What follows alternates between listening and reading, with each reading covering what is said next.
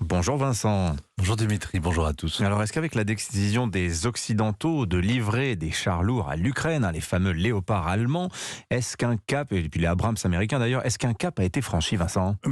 Les dirigeants occidentaux l'espèrent et puis le redoutent en même temps, debout face à Moscou, mais assis sur la rive du Rubicon qu'ils ne veulent pas franchir.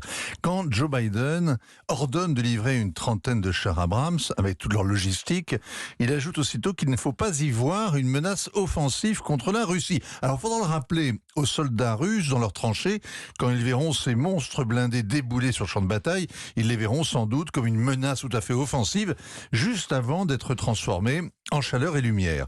Joe Biden se cache derrière son petit doigt. Ce n'est pas le cas du Premier ministre polonais. Hier, il exultait littéralement d'avoir réussi à forcer la main des Allemands. Quelle revanche! Varsovie a remporté en même temps une victoire sur Berlin et sur Moscou, et aussi tant qu'à faire sur Bruxelles, puisqu'il a expliqué qu'il comptait faire payer à l'Union européenne les chars Léopard 2 qu'il s'apprête à livrer à l'Ukraine. Je sais bien qu'il est en campagne électorale, mais quand même. On peut donc tout à la fois pétocher et plastronner, alors qu'en réalité, quelques dizaines de chars ne vont pas changer la face de la guerre.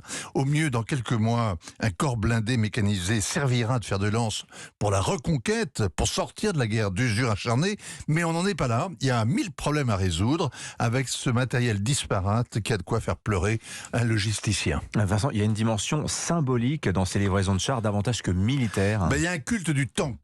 Ceci explique aussi d'ailleurs les réticences de l'Allemagne. Les Allemands n'osent imaginer une percée réalisée avec des Léopard 2.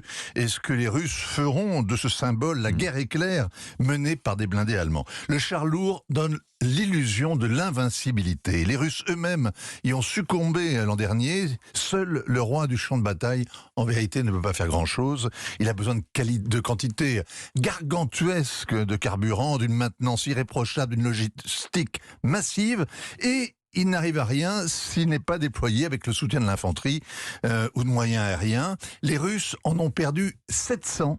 Tombés en panne sèche ou foudroyés par les missiles anti-chars. Volodymyr Zelensky a d'ailleurs demandé des missiles de longue portée des avions de combat dès qu'on lui a promis des blindés. Bon, c'est une course sans fin finalement.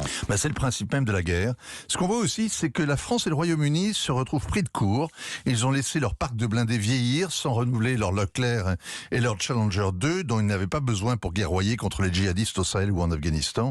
Les deux seules vraies armées du continent alignent donc chacune à peu près 200 blindés, ce qui ne leur permet plus de peser sur les événements à l'heure où la guerre revient en Europe. Signature Vincent Hervouet, on reparlera des Abrams et des Léopards tout à l'heure dans le journal de 8h. Il est 7h46.